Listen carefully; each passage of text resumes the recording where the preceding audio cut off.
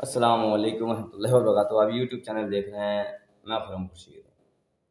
کل میں مسجد میں بیٹھا نماز پڑھ رہا تھا عصر کی، تو امام صاحب نے ایک بہت اچھی بات بتائی کہ آپ اقدس صلی اللہ علیہ وآلہ وسلم نے ایک موقع پہ فرمایا جب آپ حضرت عثمان غنی رضی اللہ تعالیٰ عنہ کو اپنی دوسری بیٹی نکاح میں دی، تو حضرت آپ اقدس صلی اللہ علیہ وسلم نے فرمایا کہ عثمان، اگر میری تیسری بیٹی بھی ہوتی تو میں تمہیں دیتا۔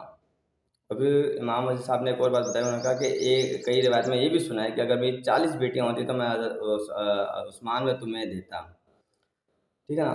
کس وجہ سے کہ حضرت عثمان غنی رضی اللہ تعالیٰ عنہ بہت سخی تھے، غنی تھے، اور اللہ کی راہ میں بہت خرچ کیا کرتے تھے۔ جیسے آپ نے کنواں بھی خریدا مسلمانوں کے لیے، صحیح ہے نا؟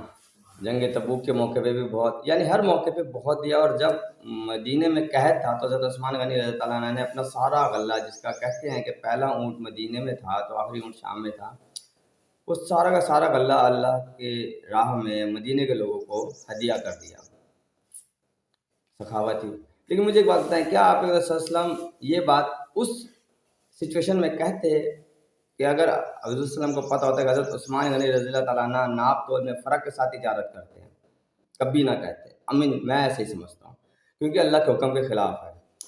کیا یہ بات حضرت آپ صلی اللہ علیہ وسلم کہتے ہیں حضرت عثمان غنی کو، اگر آپ کو پتہ ہوتا ہے کہ حضرت عثمان غنی تو ملاوٹ کا مال بیچتے ہیں؟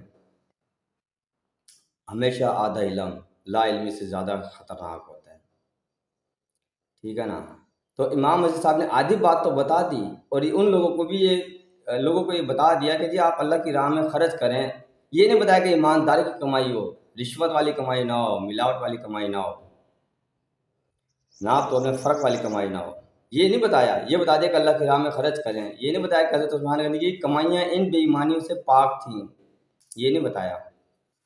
تو یاد رکھیں کہ اللہ کی بارگاہ میں وہ کمائیاں قابل قبول ہیں اللہ کے قانون کے تحت، جو ایمانداری پہ ہیں، جو رشوت سے پاک ہیں، جو بے ایمانی سے پاک ہیں، جو دھوکے بازی سے پاک ہیں، جو ملاوٹ سے پاک ہیں، وہ کمائیاں اللہ کی راہ میں قبول ہیں، صحیح ہے نا؟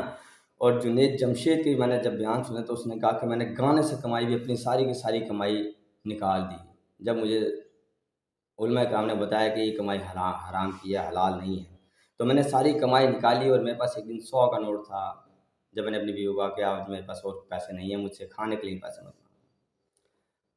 تو کوشش کرنی چاہیے علماء کرام کو کہ ہمیں پورا علم دینا چاہیے، آدھا نہیں دینا چاہیے۔ دعا میں یاد رکھیے گا۔